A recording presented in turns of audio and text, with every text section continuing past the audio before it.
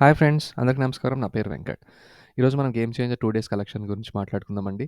దానికి ముందు నిన్న మా ఫ్రెండ్స్‌తో నేను 'గేమ్ చేంజర్' మూవీ చూశానండి. అసలు ఇంత నెగెటివ్ రివ్యూస్ ఎలా వచ్చినాయో ఇలాంటి మూవీకి నాకు అర్థం కాలేదు. మంచి వాచబుల్ మూవీ అండి. చాలా బావుంది. మీ ఫ్యామిలీతో తప్పకుండా వెళ్లి చూడాల్సిన సినిమా అండి. సో, మనం ఇప్పుడు కలెక్షన్ గురించి మాట్లాడుకుంటే గనక ఫస్ట్ డే కంటే కంపారిటివ్‌లీ ఏ సినిమాకైనా డౌన్ అవుతుందండి. 'గేమ్ చేంజర్‌కి' ఏంటంటే ఇంక ఓపెనింగ్స్ కూడా మంచిగా రాకపోవడం వల్ల బాగా డౌన్ అయినాయండి కలెక్షన్స్.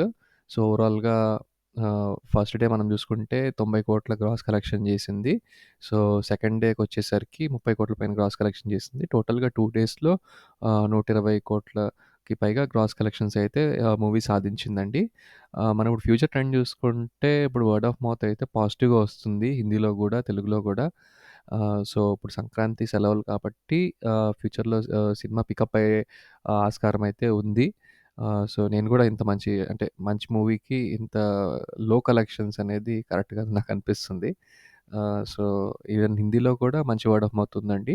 సో, బట్ నిన్నైతే మంచి హోల్డ్ చూపిచ్చింది సెకండ్ డేలో. థర్డ్ డే ఇంకా పికప్ అయ్యి ఏమన్నా రైజ్ అయితే గాని అంటే సండే రోజు ఫర్దర్‌గా మంచి కలెక్షన్స్ చేస్తుందని మాత్రం నమ్మలేము. సో, ఓవరాల్‌గా చూద్దాం ఎంత చేస్తుంది సినిమా అనేది. దాని నుంచి ఫర్దర్ అప్డేట్స్ కోసం ప్లీజ్ నా ఛానెల్‌నయితే సబ్స్క్రైబ్ చేసుకోండి. Thank you.